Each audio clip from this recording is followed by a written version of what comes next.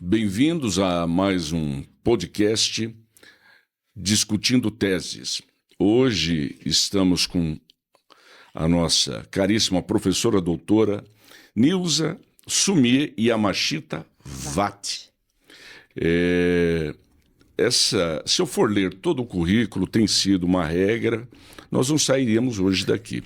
Então, brevemente, possui graduação em farmácia e bioquímica pela Faculdade de Ciências Farmacêuticas da USP, doutorado em fármacos e medicamentos pela USP. Atualmente é professora de graduação das faculdades Oswaldo Cruz, professora titular da Universidade Paulista, onde também já exerceu a função de gestora local nos campos Jundiaí e Campinas, professora de pós-graduação da Unip e das faculdades Oswaldo Cruz, onde também coordenou o curso de pós-graduação em fitoterapia clínica. E aí segue-se toda uma extensa produção acadêmica e qualificação. A sua tese de doutoramento, aliás, impressionante, é estudo da variação ontogenética de princípios ativos de Leonorus sibiricus, Linné, e suas ações farmacológicas. E por acaso ela trouxe até um exemplar dessa planta e da qual ela falará bastante, além de outros temas ligados aos fármacos, ligados a medicamentos, que é o grande objeto. E só num adendo, eu vou pôr aqui um provérbio chinês que ela traz na sua tese. Quem pensa a curto prazo, planta cereais. Quem pensa a longo prazo, planta árvores. Quem pensa a longuíssimo prazo, educa pessoas. Lindo provérbio, é uma mensagem e indiscutivelmente. Então, Excelência, a senhora, o que a levou para a farmácia, o que a levou para o estudo dos fármacos, o que a levou para essa pesquisa sobre as variações ontogenéticas das plantas e, particularmente, desta planta? Que, aliás, é até interessante mostrar um exemplar daquilo que foi objeto da sua tese de doutoramento. Doutor Wagner, muito obrigada. Eu agradeço muito o convite, de estar aqui participando desse podcast. Muito interessante a ideia, achei muito gostoso. Bom, começando, por que eu fui fazer farmácia, Porque, como diz, eu sou oriunda de escola pública, e a gente fez um colégio técnico de bioquímica lá em Campinas, porque eu moro em Valinhos, então era a cidade mais perto, e depois eu tinha que trabalhar, E o curso na USP, sempre, como era bioquímica, então a farmácia era mais perto disso, e o curso da USP, ela tem farmácia noturno, então eu conseguiria trabalhar e estudar. Então foi assim que eu vim para São Paulo, trabalhando durante o dia e estudando à noite, fazendo USP. Então a gente começou, eu falo sempre assim, se você tiver vontade, você consegue, não é? Isso é a norma do que a gente tem que fazer, porque tem que estudar, moçada, não tem jeito, E aí foi com muito sacrifício, ainda eu brinco com meus alunos, eu falo, se vocês acham que vocês não vão entregar trabalho, se vocês não vão estudar, porque vocês acham que vocês trabalham e estudam, eu fiz isso a minha vida inteira e tô aqui, então vamos lá que dá certo, tá? Então a gente começou assim, e a tese de doutorado, ela veio porque essa planta que eu estou trazendo aqui para vocês, que é o Leonurus sibiricus, ou erva de Macaé, Conhecida também aqui no estado de São Paulo, ela é conhecida como rubim.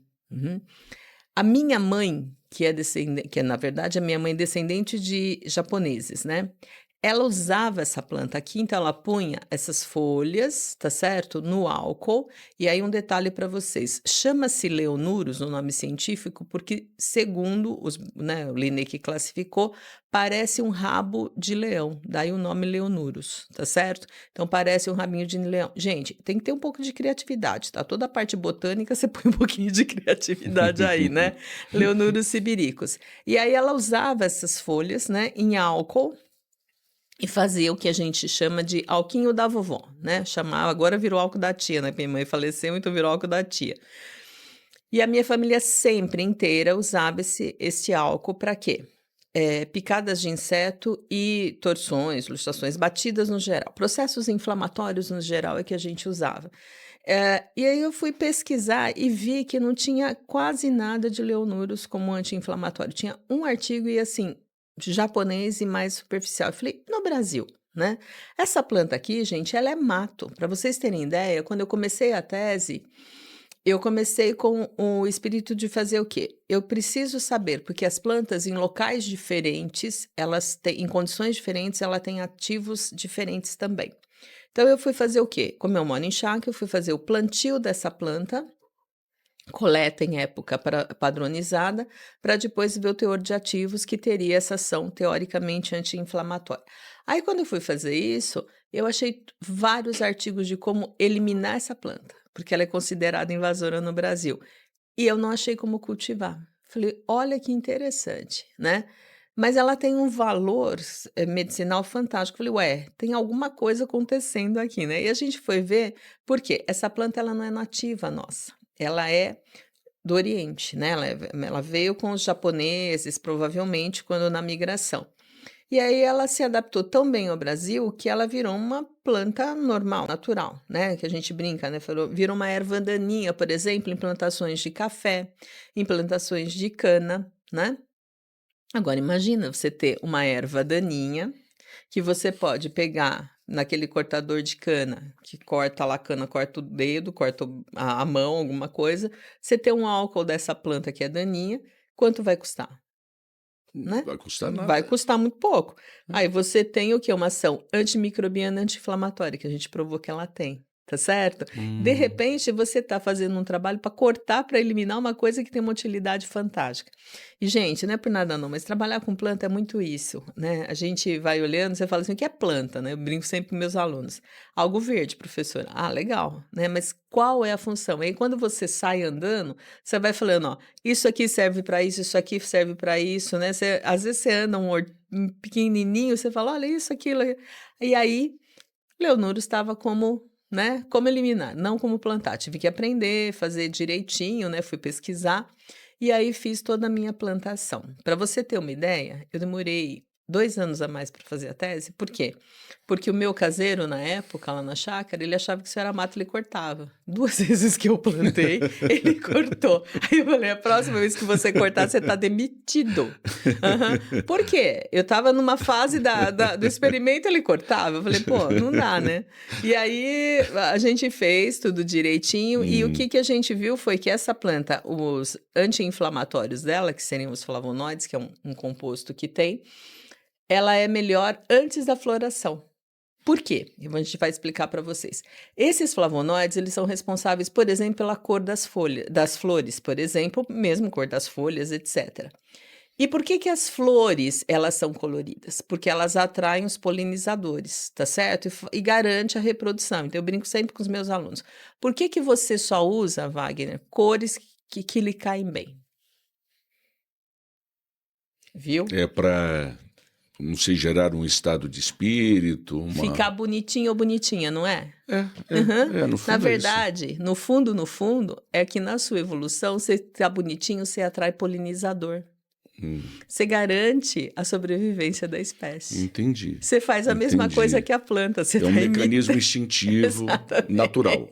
Exatamente. Entendi. A planta, ela faz isso. E esses que a gente chama de metabólitos secundários, que são estruturas que não são essenciais para a sobrevivência, mas auxiliam muito a sobrevivência da planta, faz com que os polinizadores venham, polinizem e a planta começa a dar frutos e etc. Tá certo?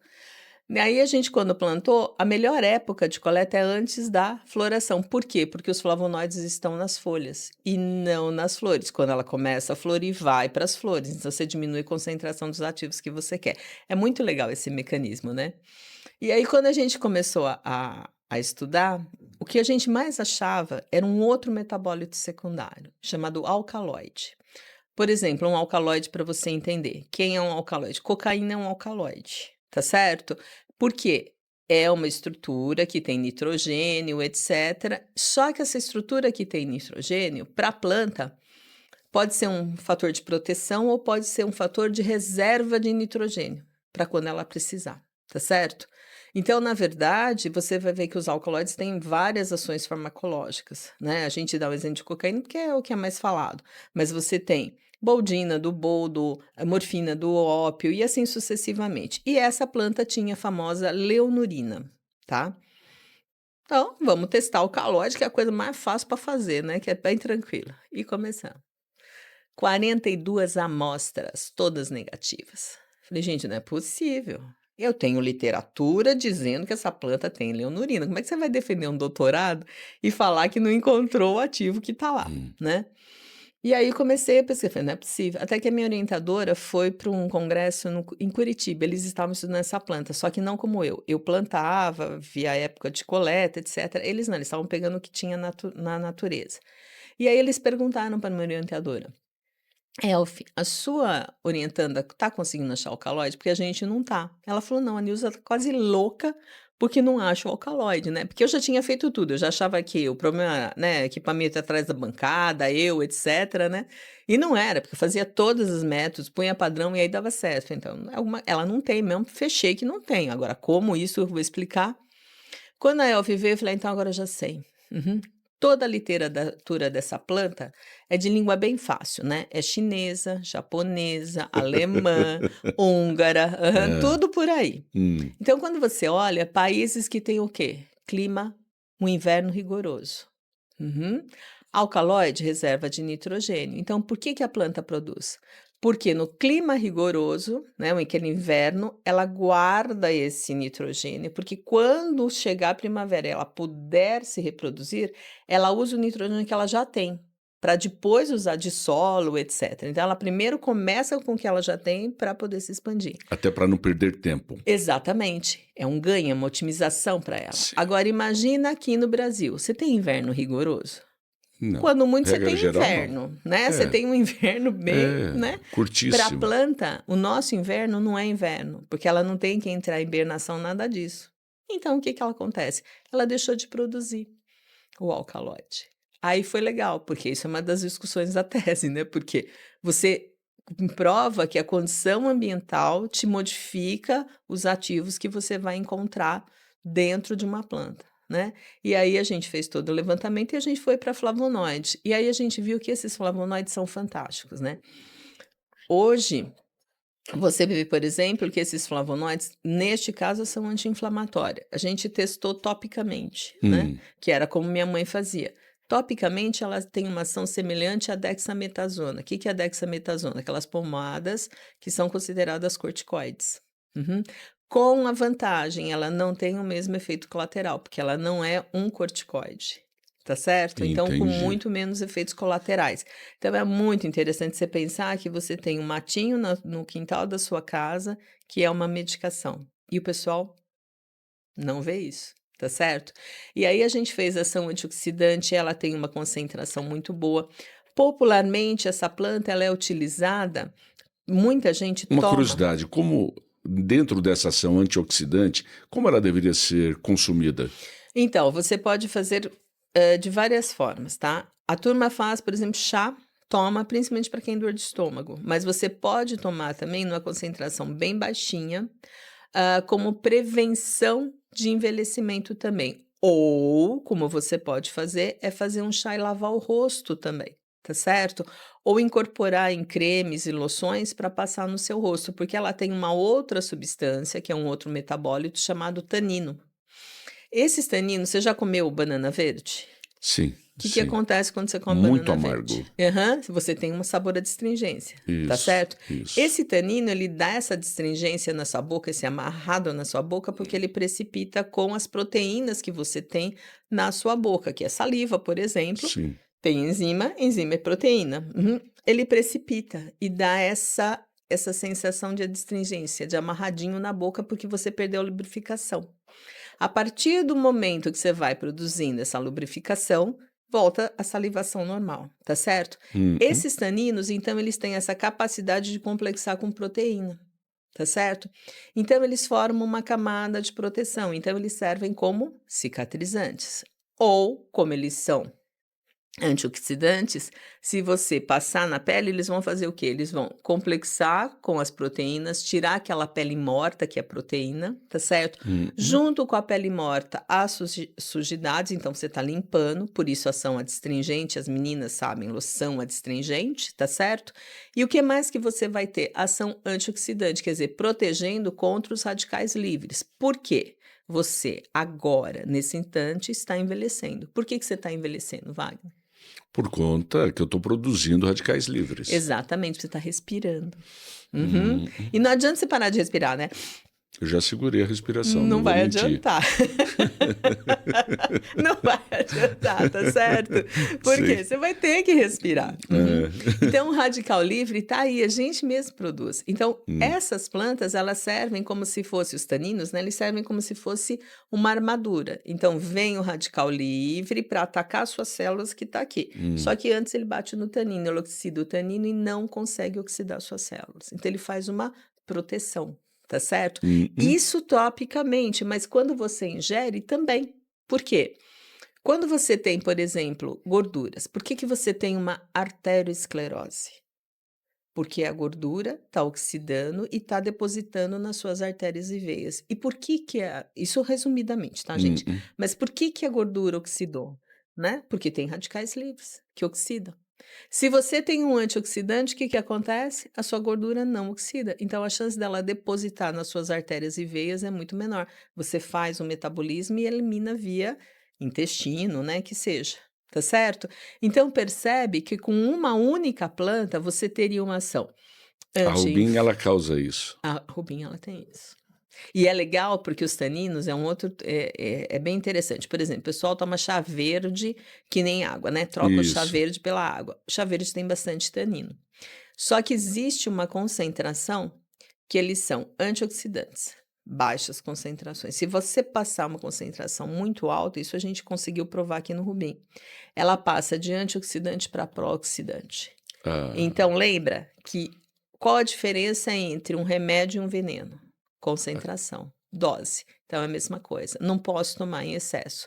Quantas xícaras de chá verde é recomendado que você tome? 4 xícaras de chá por dia, tá? Não é para ficar tomando galões como o isso aqui pessoal seria manda. equivalente a uma xícara de Mais chá? ou menos uns 150, 200 ml por aí, Entendi. tá? E numa concentração de chá que é o quê? Uma colherinha de café rasa, porque chá verde é muito... Mas tem que ser do bom também, né? Vamos pensar assim. Mas é uma colherinha E rasa. aquele hibisco que está na moda? Então, o hibisco, o problema dele, ele tem uma ação antioxidante super legal, mas ele tem mais ácidos e isso pode provocar uma acidez estomacal maior, podendo provocar, por exemplo, uma gastrite, um incômodo gástrico muito maior. Então, hibisco é a mesma coisa, diminui a concentração e toma, não substitua água. Uhum. Água é água, tá certo? É legal, tem que tomar. Chá, se você vai substituir, você tem que substituir muito pouco, entendeu? Não é para fazer galões e ir tomando. Então, essa é a regra sempre de planta, gente. Assim, tudo que é modismo foge. Por quê? Porque não foi bem estudado. Tá certo? Então, espera o pessoal estudar melhor para a gente ter algo mais concreto. Porque ensaios de toxicidade são ensaios longos, não digo tão longos, em alguns casos nem tanto, mas mesmo assim são ensaios muito caros, né? E para a planta é uma coisa muito interessante. O pessoal fala muito assim, quem é contra você fazer ensaios com animais, mas com planta não tem jeito, tá?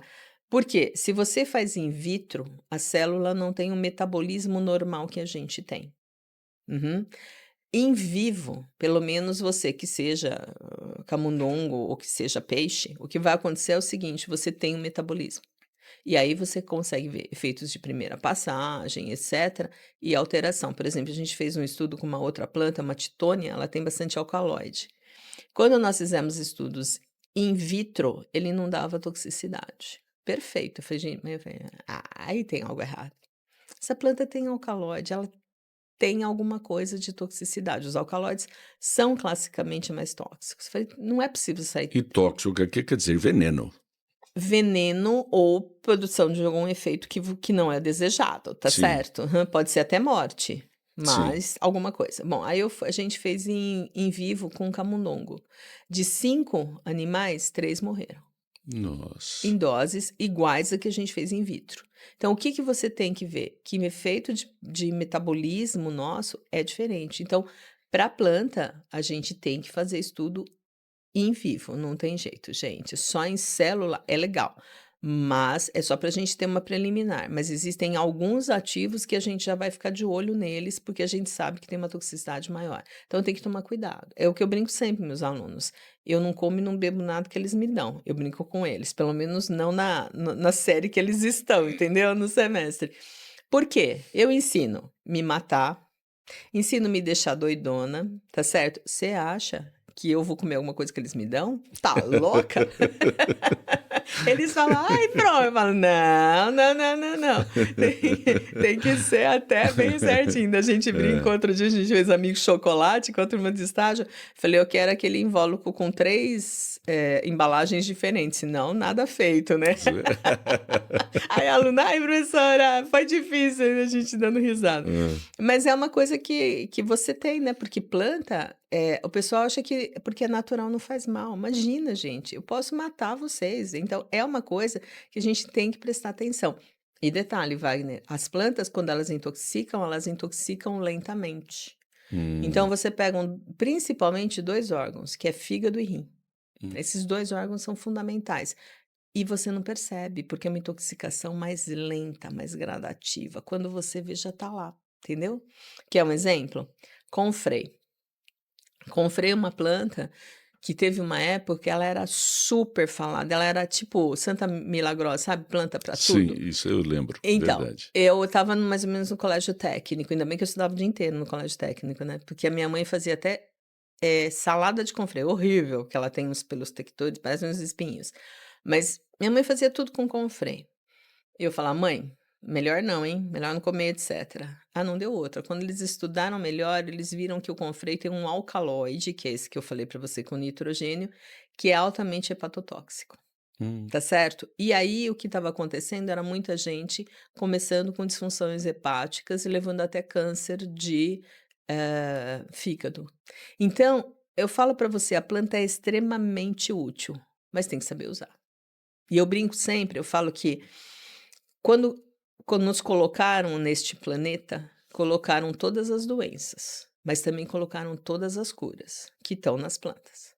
O problema é que a gente não sabe achar, tá certo? Então o maior problema nosso é onde estão, esses ativos. E outra, né, às vezes ninguém teve ideia de procurar, tá certo? Então isso que é legal de você poder pensar um pouquinho, né, tá tudo aí. Aí quando você desmata, desenfreadamente, quando você queima desenfreadamente, você está se matando, porque muita cura estava naquela planta que hoje já não você nem às vezes você nem descobriu e ela já morreu, tá certo? E às vezes é uma plantinha tão minúscula que você não deu valor, mas está lá. Essa planta era mato, você tem trabalho para eliminar e é uma planta valiosíssima, tá certo? Então pensa nisso, né, eu falo sempre disso, pensa nisso para a gente poder pensar. Brasil é um país pobre, não é? Se você tem gente muito rica, mas tem gente muito pobre com grandes necessidades. E aí eu falo: "Gente, a gente tem as plantas aí que servem para tanta coisa, né". Aí quando a gente foi fazer um projeto, você sabe que, né, eu sou doida mesmo, então a gente tem um projeto de pesquisa, a gente faz bastante pesquisa. E uma delas foi um projeto na parte clínica, porque a parte de plantas a gente precisa muito de ensaios clínicos e pouca gente faz isso. Então eu fui lá para minha cidade, para Valinhos, na época conversei com a secretária de saúde, ela deu autorização para a gente testar, eh, fazer um piloto, né, na verdade a gente fez um ensaio mesmo, já não era piloto, fez um estudo, sobre folha de goiaba e folha de pitanga em processos de cicatrização. Por quê? Quando a gente estudou essa planta, a gente viu que ela tinha um potencial, tem muito tanino, então também teria um potencial antioxidante e tem um potencial antimicrobiano. Por quê?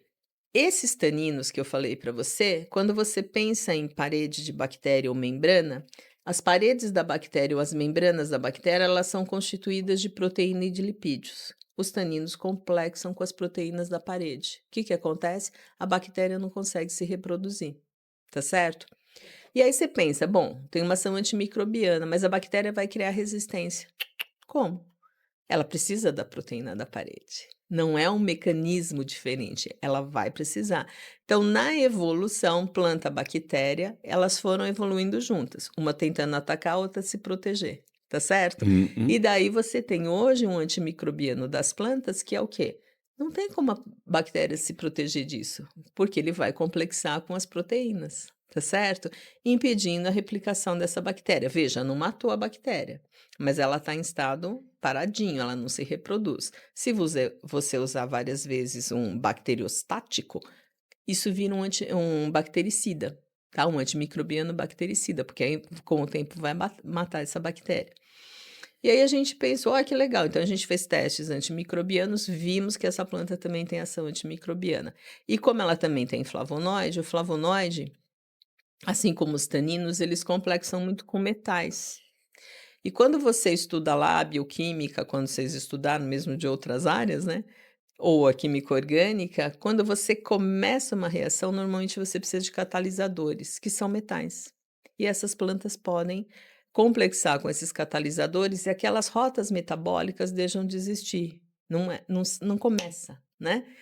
Uma bactéria pequenininha, uma via que falte, ela não tem a sua reprodução correta. Então, também uma ação antimicrobiana. E aí, pensando nisso, que a gente, né, foi estudando várias plantas, que a gente pensou na goiaba e na pitanga, né? Mas como é que começou a goiaba? Só para você ter ideia de como Hum. começou todo esse projeto. Porque Valinhos é uma das maiores produtoras de goiaba de mesa da região. Então, por exemplo, provavelmente a goiaba que você compra no supermercado, perto da sua casa, deve ter vindo da minha cidade, tá? Para termos goiaba o ano inteiro, porque se goiaba você tem o ano inteiro, não é sazonal, tá certo? O Uhum. pessoal vai podando. Uhum. Ela poda, ela rebrota, ela dá flor e fruto. E é o jeito que a gente controla a produção, tá? Então, a época que dá muito, você poda mais para não ter tanto, a época que ela não vai dar tanto, você, né, deixa crescer mais e assim sucessivamente. E eu descobri que o pessoal estava vendendo as folhas de goiaba para o Japão. Eu posso ter olho puxado, mas eu sou brasileira. Hum. Falei: "Cara, vamos vender para o Japão? O pessoal vai começar a fazer o quê? Vai patentear. Patentear a planta que eu tenho no meu quintal?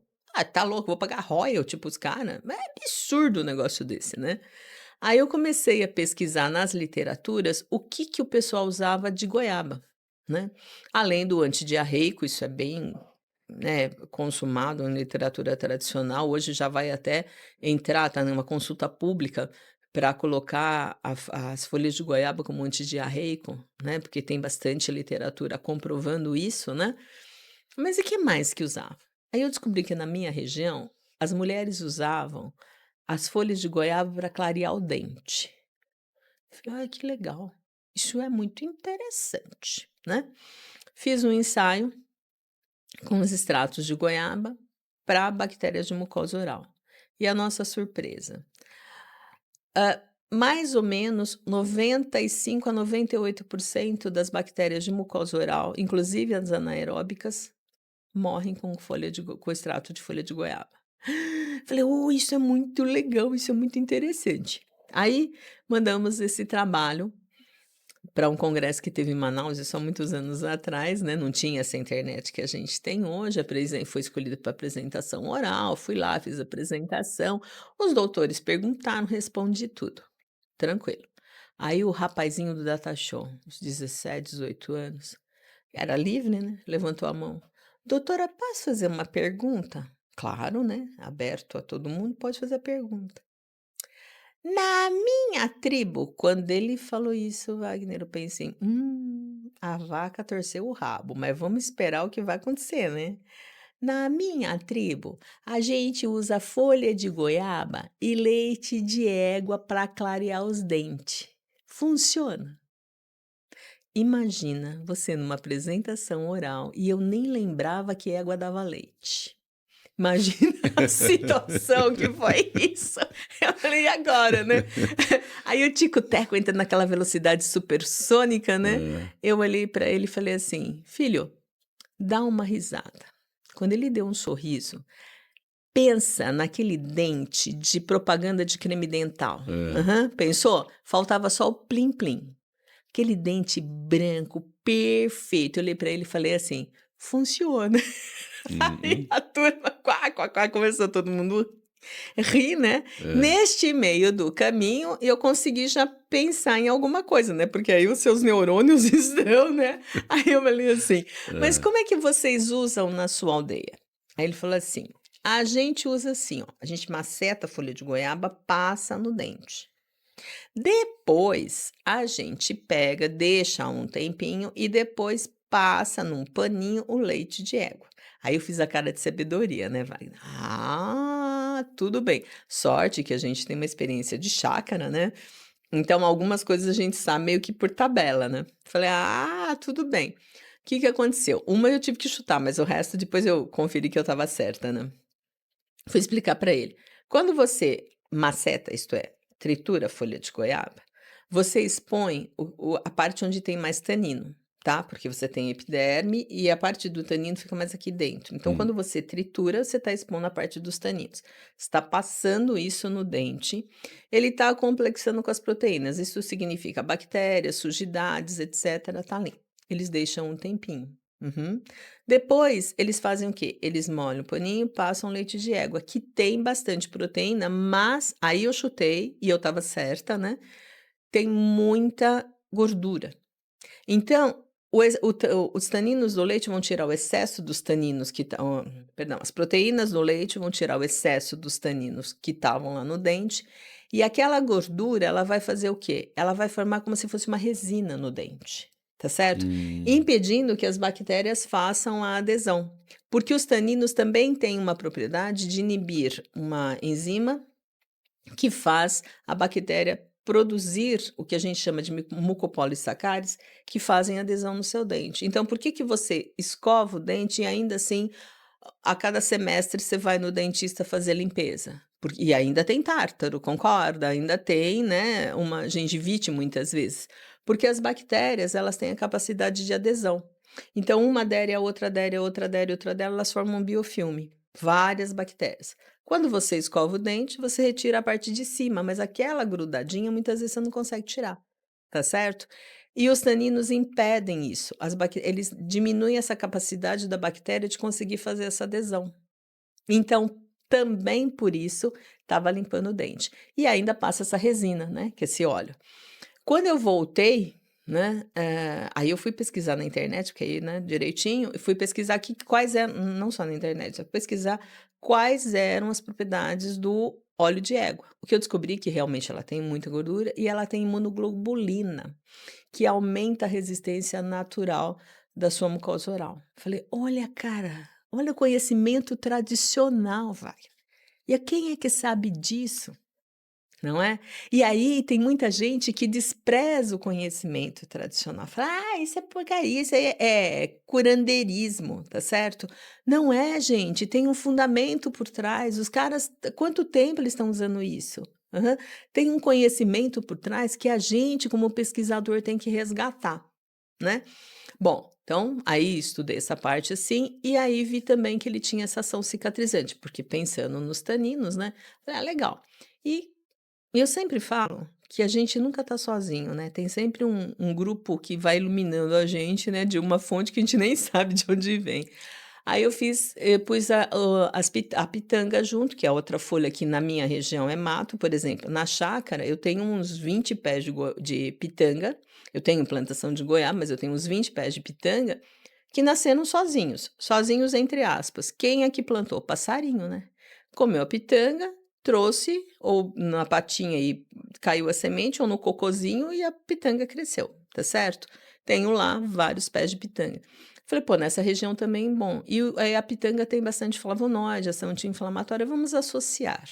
Então nós fizemos o trabalho com chá de folha de goiaba e pitanga para tratamento de feridas, aquelas feridas bem feias, as que a gente chama de úlceras varicosas, pé diabético, que todo mundo sabe que demora para cicatrizar, com o chá de folha de goiaba e pitanga, né. E o resultado é fantástico. A gente tem o meu marido, que é farmacoeconomista, ele fez todos os cálculos para mim. A gente tem 40% no tempo, ele cicatriza muito mais rápido, né, 40% mais rápido, e economia para o sistema de saúde, porque a gente fez lá que era uma UBS, não é bem uma UBS, lá é um serviço só de cicatrização que a gente tem em Valinhos. 50% de economia, sem contar a mão de obra da enfermagem e do médico, tá? Lavando com chá de folha de goiaba e pitanga as feridas, né? E o nível de concentração que deve ter? A gente fez algo, Wagner, que deveria ser fácil porque é SUS, tá certo? Para a população. Eu estou trabalhando com população, obrigada, de várias, digamos assim, né? Matizes sociais, Aham. né? E aí, o que eu falei para eles, assim? Eu falei, ó, tem que ser algo fácil. Então, nós fizemos um chá que são 10 folhas de goiaba, Hum. 10 folhas de pitanga, você lava essas folhas. Verdes, em que condição? Verdes, podem ser secas também, não tem problema. Você lava essas folhas para tirar poluição ou para tirar sujidades.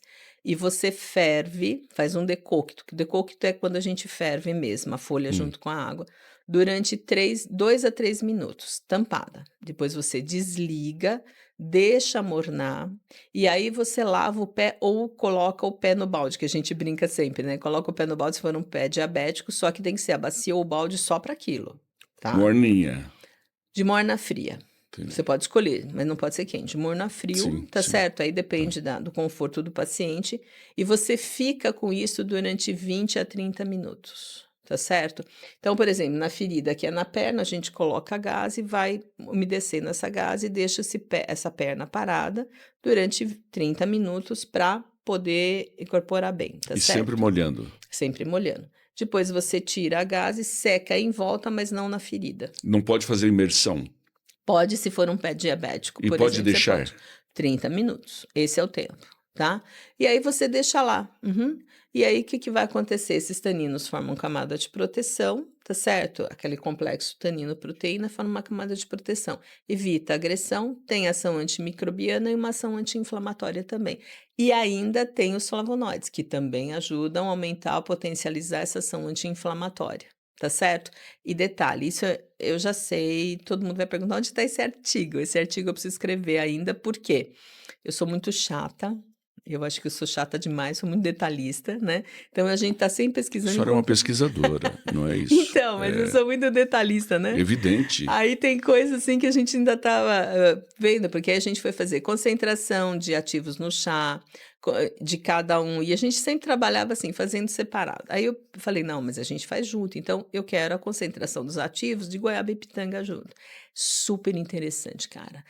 A concentração do ativo de goiaba é quando ele está sozinho. Quando é pitanga também é outro. Quando você junta as duas, elas mais que dobram. Sinergia. É uma potencialização de efeito. É bem interessante. Você fala, olha que legal, né? E esse trabalho teve um viés que a gente não conhecia, porque a gente tem lá no Selva, a gente tem um médico e tem enfermagem, técnico de enfermagem, tudo auxiliando. E eu não sabia, no começo, né, você vai assim, você não tá sabendo como funciona direito. Só que a gente colocou, o médico vai 2 vezes por semana. E aí, como a gente não tinha essa informação direito, o que aconteceu? O pessoal do grupo controle, porque quando você faz uma pesquisa, você tem que ter um grupo controle sem usar, no caso, chá, usando os curativos de cobertura, normal. Então, o que aconteceu? A gente usava, um grupo era o chá, com chá, e o outro grupo era sem chá. E a gente ia avaliar comparando um grupo com o outro, certo? O que aconteceu? Como eles iam no mesmo dia, o com chá e o sem chá, ficavam perto, o seu Zé falava pro seu Manuel, olha, eu tô usando chá e tá funcionando, tá muito melhor. Aí o outro falava, chá do quê? Ah, goiaba e pitanga. Valinhos tem goiaba e pitanga, qualquer rua, né? Qualquer lugar. O que ele fazia? O paciente que era do meu grupo controle, ele ia lá, fazia, e depois avisava a enfermeira, olha, eu fiz. Ou pior, ou ele chegava, isso era o pior, né? Ou ele chegava para a enfermeira e falava, olha, seu Zé lá tá usando, posso usar também? É antiético, Wagner, você não pode falar não. Nós tivemos que fazer todo o comitê de ética, etc, entendeu? Então, não pode falar não. Ela falava sim. Deu mais ou menos 1 mês e meio de grupo controle. Pô, não tinha mais. Meu grupo controle migrou para o chá. Então eu só tenho esses resultados porque, como eu disse, meu marido é farmacoeconomista. Ele foi nas literaturas, foi nas bases de dados do Selwyn lá, né, do serviço de lesões, 2 anos procurando, né, foi para trás, 2 anos procurando feridas semelhantes, coberturas semelhantes, tudo semelhante, poder fazer a comparação. Então foi muito interessante, porque hoje é protocolo. O pessoal faz chá. Uhum. E aí, obviamente, né, a enfermagem e o médico queria algo mais prático. Então aí a gente foi para um desenvolvimento de creme. Esse creme a Unip patenteou junto com a gente, né, ela que pagou a patente, de um creme cicatrizante. E assim, muito bom, melhoras fantásticas Qual é o também. nome desse creme? Ah, gente não tem nome, porque é um creme de goiaba e pitanga, né. E onde se acha isso? Então, não se acha, porque a gente não comercializou ainda. Nossa, que Isso ainda está em patente e a gente está fazendo, né. Mas é muito interessante, porque a gente tem alguma coisa, porque eu tenho a patente, etcétera, então eu tenho uma farmácia de manipulação, a gente mexe um pouco com isso, mas você não encontra no mercado, né. E aí depois a gente fez, com outras formulações também, então a gente também já trabalhou com dermatite, a gente já trabalhou com psoríase, né. O que eu posso falar para você é que as plantas têm um potencial que são assim, eu posso falar que só de estudar leonuros, eu posso estudar minha vida inteira e eu vou ter coisa para estudar aqui, tá. Eu brinco que eu falo assim, eu sou conhecida agora como professora goiaba. por quê? Porque eu trabalho com goiaba e pitanga e fico goiaba principalmente, e fico, como que chama? Divulgando as folhas de goiaba. Então a gente ri muito, porque a gente apresenta o trabalho em um lugar, aí o aluno vê, pede para pôr no outro simpósio para a gente apresentar o trabalho, e com isso a gente está fazendo, né. Outro dia a gente encontrou uma amiga nossa que é do Sul, que é da Farmácia Viva, Hum. e ela falou: "Nilza, é prazer te conhecer, porque a gente usa o chá para lavar as feridas". Quantas vezes por dia teria que fazer Uma isso? vez, Só uma vez. só uma vez, Até 30 minutos. 30 minutos, tá. Veja, quanto você gasta, Wagner, numa Praticamente cidade nada. que tem goiaba e Nada. pitanga? Zero. É água, é a fervura. Uhum. Isso, e há um protocolo médico em relação a Hoje a gente isso? tem ali lá no Selma a gente tem, já tá como protocolo de Hum. tratamento, tá. Mas isso na minha cidade. Agora, eu preciso publicar, então essa é uma falha minha, eu preciso publicar para que possa ser incorporados nos sistemas de saúde. Porque pensa gente, é algo tão simples, tão fácil, né, que você e agora assim, quantas outras plantas você poderia também fazer Então, isso? fora a úlcera varicosa, fora o pé Pé de diabético, diabético, cicatrização, qualquer ferida, qualquer ferida. qualquer ferida. Você caiu da sua moto. Sim, Uhum. Teve lá arranhou tudo, desfolou, sim. machucou, você pode fazer isso? Pode, tá. Põe uma gaze ou sem gaze. Pode pôr gaze, porque gaze é mais fácil, né, você Sim, coloca gaze, mantém úmido, tá certo, durante 30 minutos. E no seu caso depende, você não precisa fazer 1 litro, né, se for área pequena, tudo mais. Hoje a gente vai entrar agora com um projeto de colutório para tratamento de, crianças que não têm que tem que ter cuidadores. E aí aquelas crianças que têm, uma certa deficiência que não pode fazer, por exemplo, escovação de dente, esse tipo de coisa, ou não deixa. Autista, por exemplo, às vezes não consegue escovar o dente, etcétera. Então a gente está agora fazendo esse protocolo para a gente poder, trabalhar, né. Estou fazendo junto com a PAI de Águas de Lindóia, a gente vai começar agora no ano que vem. Então é bem interessante, só que obviamente, né, você faz protocolo, você vê toxicidade e tudo, mas como eu já tenho essas toxicidades feitas anteriormente, hum. então já está mais tranquilo de trabalhar. Porque a gente trabalha com goiaba há mais de 15 anos, certo? Há 20 anos Tem que talvez. ser a folha, o fruto não. Você pode usar o fruto verde, tá, mas o fruto maduro da goiaba, ela é muito interessante, tá, para você se alimentar, né, porque eu falo o seguinte, a melhor farmácia é a sua alimentação. Uhum.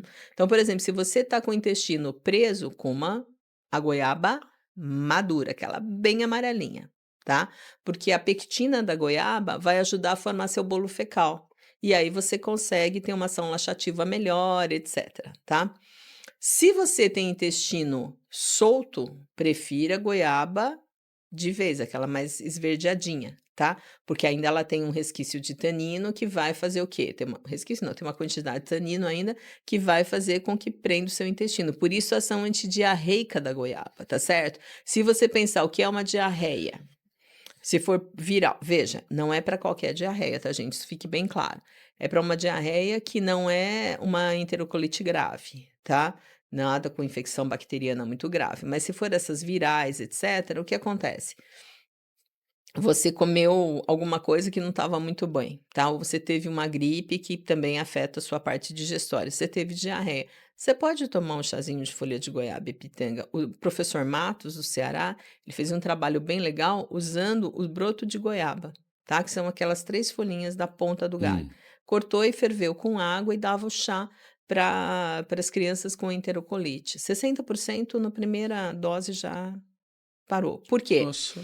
A a as toxinas, elas são enzimas, elas são, não são enzimas, são proteínas, digamos assim.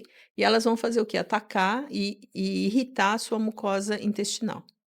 Quando você dá um chá de folha de goiaba, tem tanino, não tem? Ele vai complexar com essas toxinas. Então, essas toxinas, elas não conseguem mais fazer essa irritação. Então, ela impede esse estímulo irritativo, diminui o movimento peristáltico, tá certo? Então, aí você não tem tanta diarreia. E outra, quando você tem algo irritando o seu intestino, por consequência, o seu intestino vai fazer o quê? Querer mandar embora, porque tudo que te irrita você quer mandar fora, certo?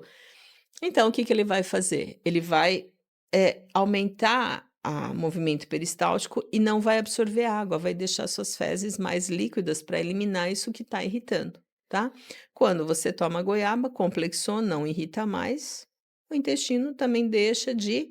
Ele começa a reabsorver água, então ele não deixa mais aquela água na luz intestinal, então as fezes não ficam tão molinhas. Você controla a diarreia. Tá? Nossa. Mas aí tem que lógico que se for uma diarreia sanguinolenta, mucoide, aí não pode, né, mas essas normais que a gente tem, que são normalmente viroses, isso é bem tranquilo, né. E ele fez um trabalho bem legal, o professor Matos, né. Então, para você ter uma ideia de que, em cima disso, quantos tratamentos a gente pode fazer? Isso é um conhecimento tradicional, gente, tá? A minha mãe usava. Então, se você comer, por exemplo, uma goiaba verde, você vai prender mais ou menos o intestino. Isso é normal. Por quê? Você vai ter um pouco de tanino. Agora, se você quer que solte o seu intestino, a goiaba tem que ser bem madura. Por quê? Os taninos se quebram, no processo do amadurecimento, você tem pectina e açúcar. Por isso a sua goiaba é mais docinha. Deu para entender? Deu. Então você tem tudo isso. Na planta, tá tudo isso ali, só que ela tem os tempos para produzir. E o fruto bem verdinho tem também bastante tanino também. Poderia ser usado? Pode. E por que que eu trabalho com folha? Porque é o descarte. Você vai continuar com o pé lá, ele vai continuar vivo, bonito, etc. E você vai usar aquilo que é descarte para a planta. Uma curiosidade. Aqui nós observamos muito em São Paulo a questão dos raizeiros.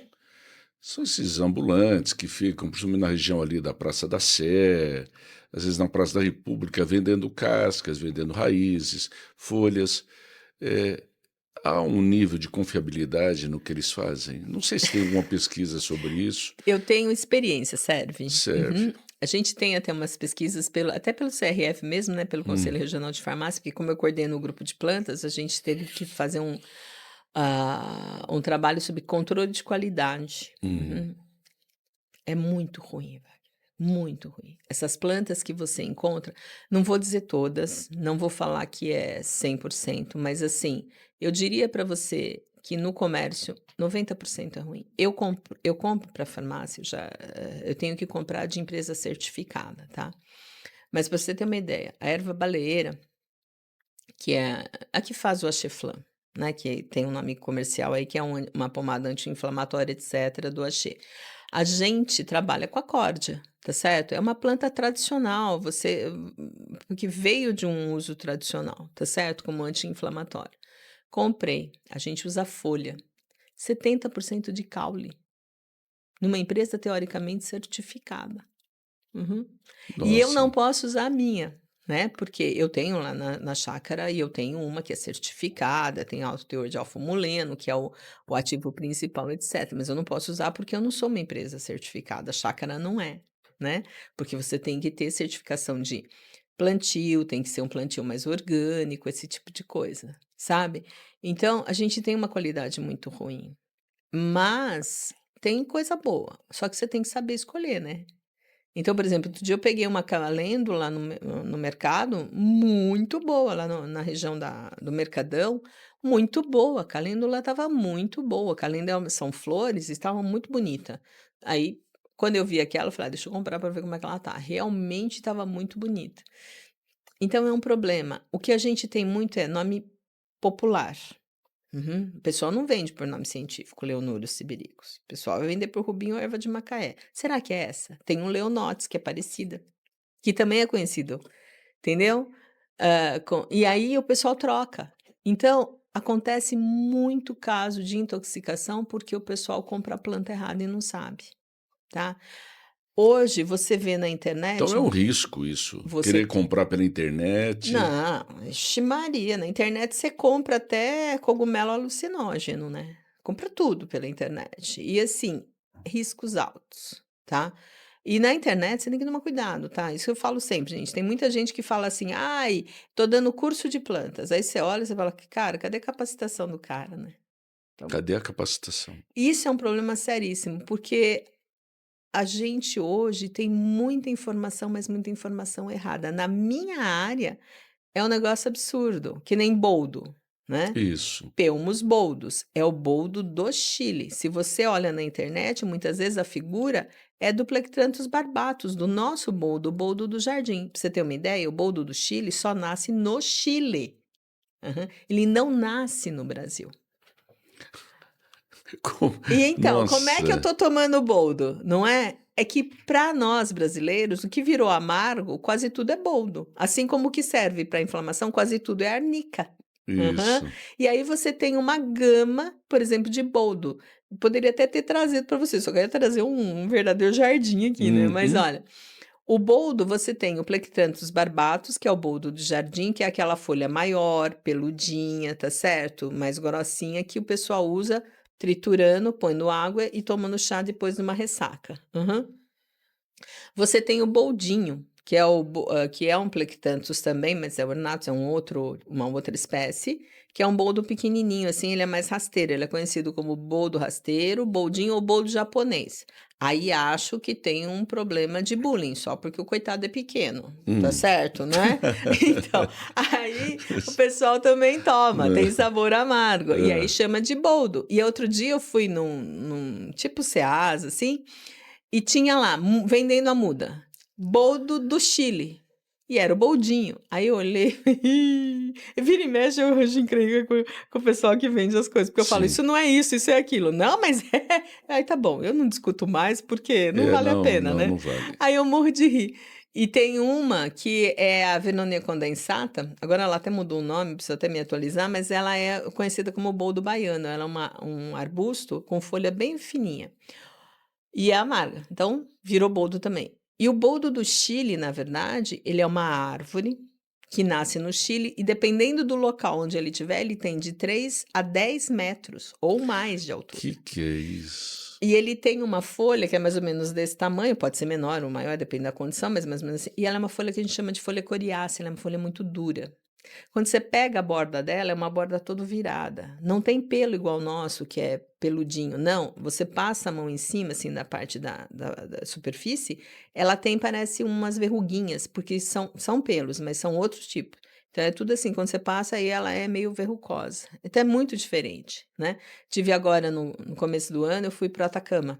E aí nós paramos em Santiago, e aí eu falei: "Ah, não, né, quem mexe com planta, você vai ver, assim, que 90% das minhas fotos são planta, o resto é o que sobrou, né, Hum. pessoa, local, etcétera, né". É. Mas aí eu fui para Santiago e falei: "Gente, eu preciso atualizar minha foto do Boldo do Chile, eu vou no mesmo lugar que eu tirei". É em frente ao parque, ao Cerro São Cristóvão, lá em Santiago. Aí lá fui eu, né, tirar. Cadê a minha árvore? Bom, eu tirei há uns 10 anos atrás, quando eu fui da outra vez. A árvore era impossível, não dá para tirar. a altura da folha. A árvore era imensa. Falei: "E agora, né?" Eu olhei para ela e não vai rolar. Eu com 1,5 m, não, ele não, 1,54 m, detalhe, né, 4 com 1,5 m faz muita diferença. Aí eu olhei e falei: "Isso aqui não vai rolar não". Nem com meu marido, que tem 1,81 m, não ia dar, o negócio estava muito alto. Falei: "Ixi". Aí a gente foi para o lado, tinha um que aí lá vai, imagina, né, professora subindo em cima de mureta, tomando e rezando para não ver nenhum, né, carabineiro dar bronca em mim, para poder filmar. E aí tinha um do lado bem bonito. Mas é lá, é normal, tá certo? Agora aqui ele não se adapta. Até o pessoal do CPQBA da Unicamp, que eles trabalham mesmo, eles não conseguiram fazer a adaptação dessa planta no Brasil. Não conseguiram. Não conseguiram. A gente tinha uma no Oswaldo que era assim um vasinho e parecia um bonsai. Nunca cresceu, depois morreu. Tá?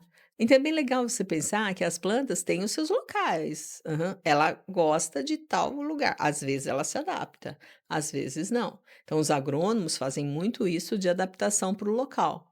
Mas a gente tem que pensar. Então, plantas, por exemplo, da Amazônia, quantas a gente não conhece? Quantas a gente conhece? Quantas a gente não conhece? Nós somos um dos maiores, das maiores biodiversidades do planeta, se não for a maior, Wagner.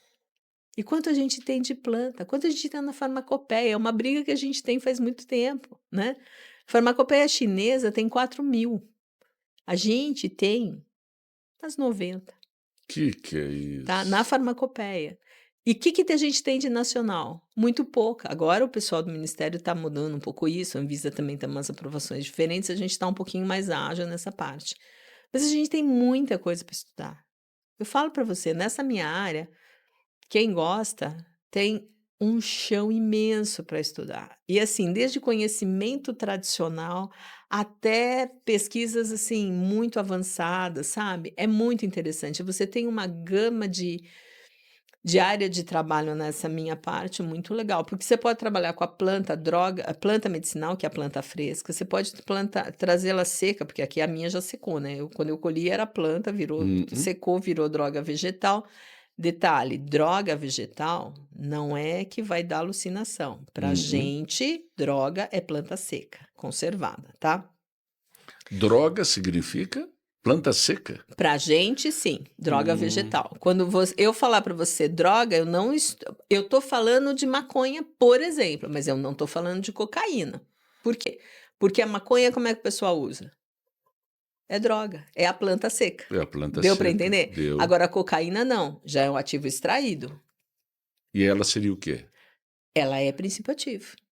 Hum. Uhum, princípio ativo, só que nesse caso, né, seria maléfico. Aham. Sim. Mas a cocaína tem um potencial fantástico como anestésico local.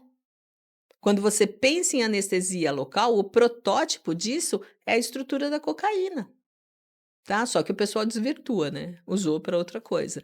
Mas veja, ela é fantástica. É uma planta com potencial medicamentoso muito grande. Mas se colocar, por exemplo, a cocaína num ferimento, ela vai causar o efeito entorpecente? Anestésico local, sim. Por S- que o Não, pessoal só faz anestésico. anestésico local? Só. Não causa outros efeitos.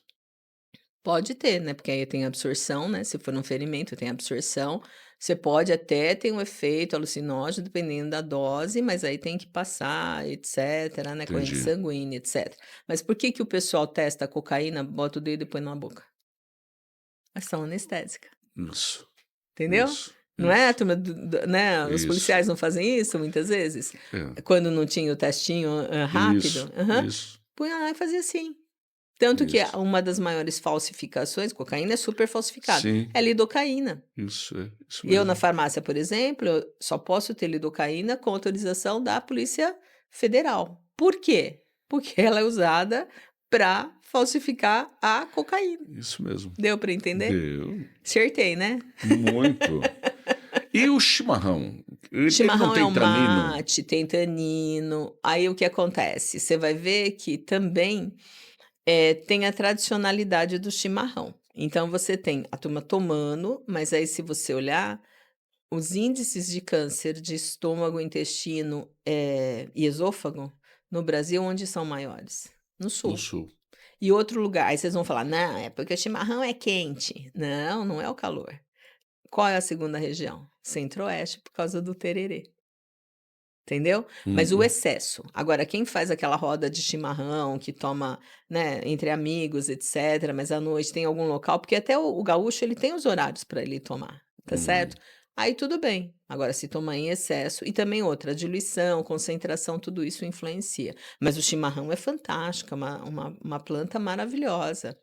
Tem muita saponina, então por isso usada muitas vezes em regimes de emagrecimento, tá certo? Tem os famosos taninos, então ela tem um potencial imenso. Mas ele tem um fator estimulante também, não tem? Tem, A ele tem cafeína cafeína. é, Ele tem e é muito cafeína. concentrada, não é? Não tanto, um café tem muito mais. Por que você toma café?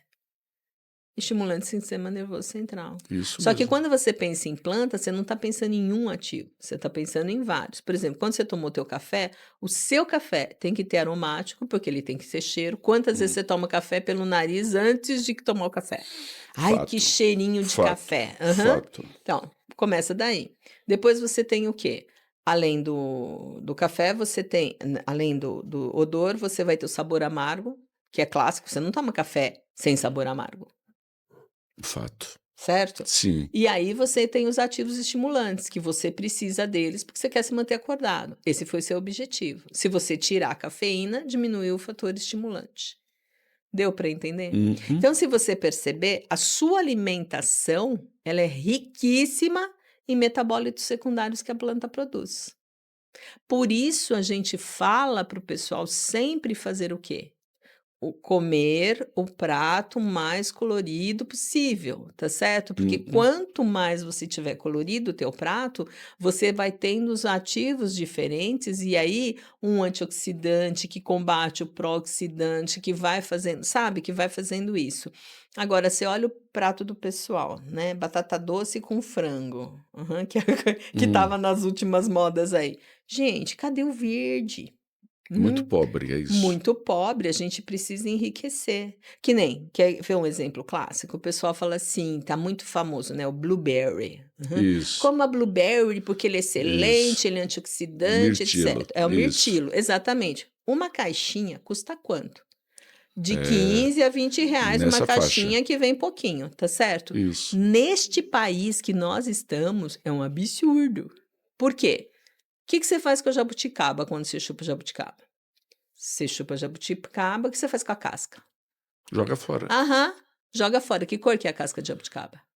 Pois é, a cor do mitilo. A cor do mirtilo. Ela é riquíssima em antocianinos que você tem no mirtilo. Então teria que comer a casca da. Come a casca, tem um trabalho da E a semente? Unicamp. Também, A semente tem outro tipo de flavonoide ali em volta, né? Que é aquela parte que é branquinha. amargo Ela é amarga, por joga conta fora se disso. você quiser jogar, tudo bem, mas a parte branquinha tem bastante flavonoide também. Poderia comer. Poderia comer. Ou seja, estamos desperdiçando bons alimentos. Jogando fora. Uhum. A Unicamp fez um trabalho para pães, para colocar Tem no questão de macarrão. limites, por exemplo, na jabuticaba.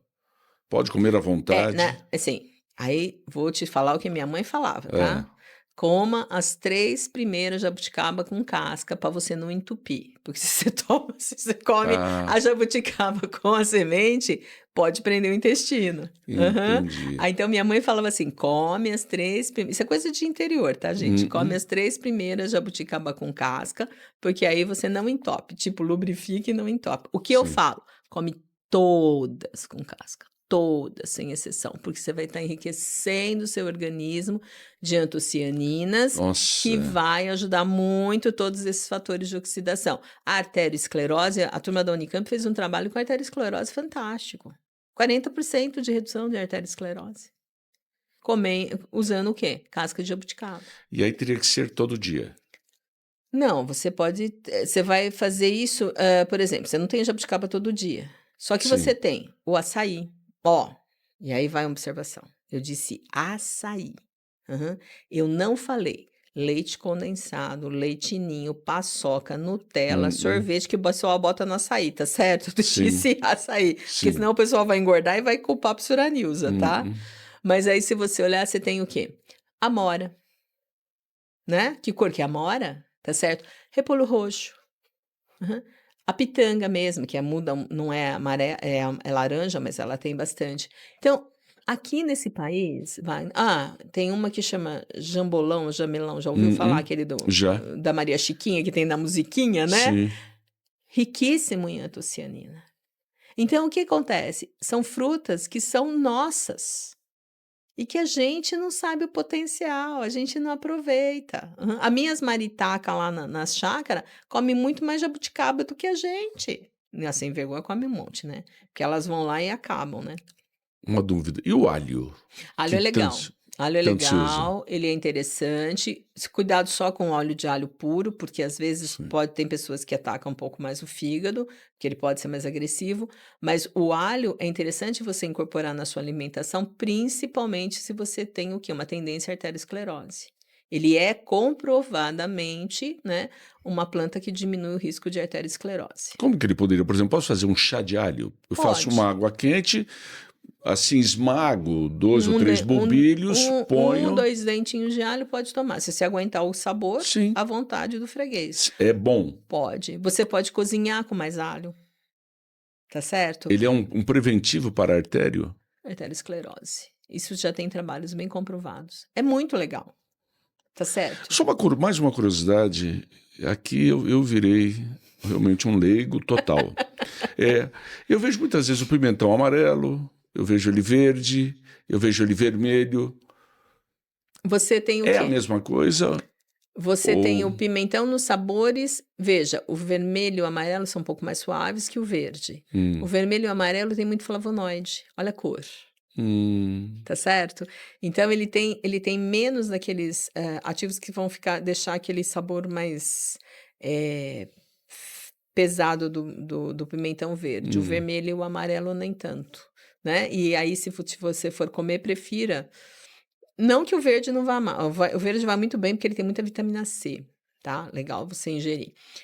Mas o vermelho e o amarelo, no sentido de preventivos, ele é melhor, tá? Porque ele tem bastante. Mesmo cozido. Mesmo cozido. Tá lá, cara. Não saiu. Tá certo? Entendi. Um suco de goiaba ou comer a goiaba, você tem um monte, né? Você tem antocianinas, mas você tem ativos que também auxiliam. Você tem os famosos licopenos, né?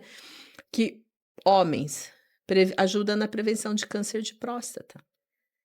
Tomate tem muito licopeno, prevenção de câncer de próstata. Já foram feitos trabalhos e comprovados isso. Agora, tomate, preferencialmente ele cozido, que né, fica mais fácil de ser absorvido. Não que você não possa comer em salada, óbvio. Melhor comer do que não comer, entendeu? Mas se você tiver que optar, opte pelo cozido que ele absorve melhor. A forma que ele vai estar. Mas é legal você Qualquer pensar. variedade de tomate. Qualquer um. Cheio de licopeno. Ele é vermelho. Tá? O amarelo menos, mas o E a vermelho. pimenta? Pimenta tem capsaicina. É um ativo muito interessante, analgésico, por exemplo, quando você tem a capsaicina mais isolada para dores nevrálgicas. É muito legal. Desculpa. Imagina. É bem legal, assim, você tem muita coisa. E você pode colocar também para estimulação. A turma fala, não usa porque dá hemorroida, né? Mas em concentrações mais baixas, ela até estimula e ajuda o processo digestório. Tudo depende da dose, lembra? Tudo é a dose. Tudo é a dose. Ou salva ou condena, é isso? Mas o ideal é você comer com moderação, tá certo? Mas assim, no teu prato, a Organização Mundial de Saúde, hoje, ela preconiza 7 porções de frutas e legumes ao dia, para você evitar o câncer. Ela só fala 3 coisas para você evitar o câncer, tá? Uma delas é não fumar, porque está comprovado que, né, cigarro tem muitos ativos que são cancerígenos. A segunda eu não faço, mas com o preço da carne eu tenho comido menos mesmo, então tá tudo bem. Não comer o queimadinho da carne. Sabe aquele churrasco? Sei. Porque você tem muito hidrocarboneto aromático, e aí pode ser cancerígeno. Mas esse eu não faço não, porque eu só gosto de carne bem passada. Mas aí eu faço a terceira, que são 7 porções de frutas e verduras ao dia. Tá certo? Não precisa ser um prato, são Se porções tomar um suco pequenas. com 3 frutas, esse Acabou. mix. Você já tem uma quantidade de frutas. Se você comer salada, pôs uma salada de alface com tomate, você já tem 2. O que não é para fazer é só comer um tipo, né? Só como alface, alface, alface. Não, você tem que variar sempre, tá certo? Hum, E a Organização de Saúde fala, você está prevenindo o quê? Fatores cancerígenos. Comendo, Wagner, é comendo, tá Então, certo? não fumar, Não fumar, não comer a parte queimadinha do churrasco, que essa ou eu não seja, a carne faço. mais para crua do que ou É a no parte ponto, torrada. É a parte torrada que você não deve aquela comer. escura É a mesmo. parte escura. A É essa. queimada, a Se você queimada. tirar a queimadinha e comer o resto, tudo bem. Aí, bem passada ou mal passada, não importa. É a parte ali que vai formar o hidrocarboneto aromático. E as verduras e frutas, tá? Você pode variar como você quiser, mas A carne coma. entra nessa variedade de 7? Não. Aí Não, são é frutas e frutas e verdura. verduras. A batata pode entrar, mas a carne não. Entendi. Tá? Na verdade, a gente até diminui um pouco a batata, mas cenoura, beterraba. Gente, imagina tudo isso de cor que você tem no seu prato. Tá certo? Quanto mais colorido, mais Melhor. saudável. Quanto mais colorido, melhor. Tá? E aí, as fontes não precisam ser caras. Você pode comprar aquilo que tiver Leite. no mercado. Leite, toma um pouco de cuidado. Hoje você tem muita gente com intolerância à lactose, então tem que tomar um pouco de cuidado. E outra, os antibióticos que tem no leite. Então, muita gente está com processo alérgico, mas porque muitas vezes você tem outras substâncias que foram na ração, etc., e vem para o leite também. Então, a gente sempre pede para, né, consuma moderadamente, mas eu, por exemplo, com essa carinha, né, intolerante à lactose, então eu tenho que tomar um pouco de cuidado. Mas assim, gente, hoje você tem, né, assim, a opção alimentar tua hoje, aqui nesse país, Wagner, a gente morre de fome porque eu falo que a gente é sem vergonha. A gente não tem, os aproveitamentos que a gente deveria ter. Cascas que a gente joga fora Verdade. deveriam ser processados. Planta que você pisa em cima é medicamento e você está jogando fora.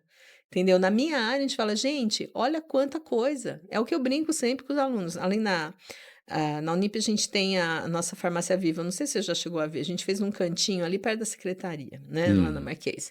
E a gente tá com as nossas plantas, o nosso funcho, a gente ganhou umas mudas já certificadas, ele tá maior que eu. Tudo bem que maior que 1,5 m não precisa muito, né, mas ele tá Acho. maior que eu.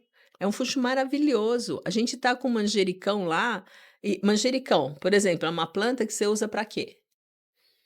Para pizza, para Molho, não é? molhos, Alimenta, isso. aham. Manjericão, excelente ação antimicrobiana né, na parte mucosa oral, e ele é um gastroprotetor, ele aumenta a produção de muco. Esse é um trabalho que a gente tem publicado, aumenta a produção de muco. Então, Aí a ingestão seria o quê? A folha in natura ou num pode comer a chá? folha, pode comer o chá, mas não vai exagerar, tá? Então, num chá, umas 5, 7 folhinhas, tudo bem, tá? Aí você toma. Uhum, um chá. A gente conseguiu segurar várias pessoas que tinham gastrite com o chá de manjericão, tá certo? Porque lá a gente tem a clínica também, né? Então é uma coisa que a gente fala acompanhamento. E aí você joga fora. E o manjericão é um maravilhoso antimicrobiano, porque ele tem óleo. Plantas que têm óleo, que têm Hum. cheiro, normalmente tem essa ação antimicrobiana, porque ela mexe na osmolaridade, naquela parte de equilíbrio hidrocosmótico da bactéria, entendeu?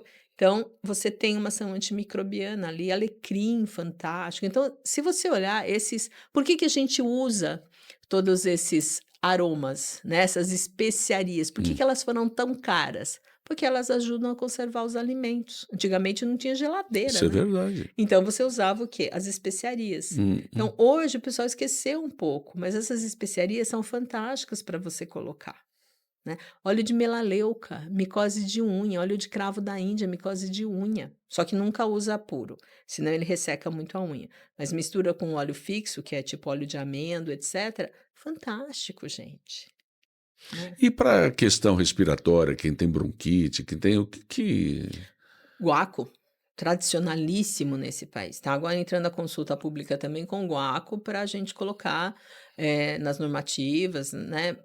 Veja, o guaco, quanto tempo você escuta falar de guaco? É uma Sim, é planta verdade. super tradicional. E ela faz uma broncodilatação, ajuda a eliminar catarro, tá certo? Dá essa ação expectorante. E a ação mucolítica dela é um pouco menor. O guaco, o único detalhe que eu ponho um senão, é Hum. criança muito pequena. Por quê? Como ele faz essa broncodilatação, às vezes sai todo esse muco que está lá no pulmão. E aí fica muito muco que a criança quando ela tosse, ela engasga muitas vezes. Então Hum. ela não sabe cuspir ainda, quando ela é muito pequenininha, mas depois que ela já sabe cuspir, guaco é fantástico, tá certo? Então veja, nós temos um arsenal imenso para usar. Tradicional, Wagner. E o problema é que muitas vezes os pesquisadores falam assim: não, tem que ter, só posso usar o que tem comprovação científica, mas não faz a pesquisa para ver se aquele negócio que é tradicional tem realmente ação, gente. Né? Você precisa casar os dois, o pessoal precisa abrir um pouco mais a cabeça nesse sentido. Eu brigo muito com isso. Eu falo, gente, se é tradicional, presta atenção. Né? Se faz a parte fitoquímica, não tem nada que possa ser muito tóxico, vamos ver porque tem fundamento. Olha os povos tradicionais. Eu trabalho, né? A gente faz um trabalho com os povos tradicionais. É muito interessante, só que eles estão perdendo o que eles sabem, porque é coisa de fala. Aham. Os jovens já estão mais, digamos assim, na nossa sociedade branca, eles estão perdendo os hábitos deles. E eles têm plantas maravilhosas. Eu vou trabalhar com eles, quem me ensina, assim, quem tem as ideias boas e me ensina, normalmente são as senhoras, as mais velhas, tá? Uhum. Porque elas lembram e elas contam.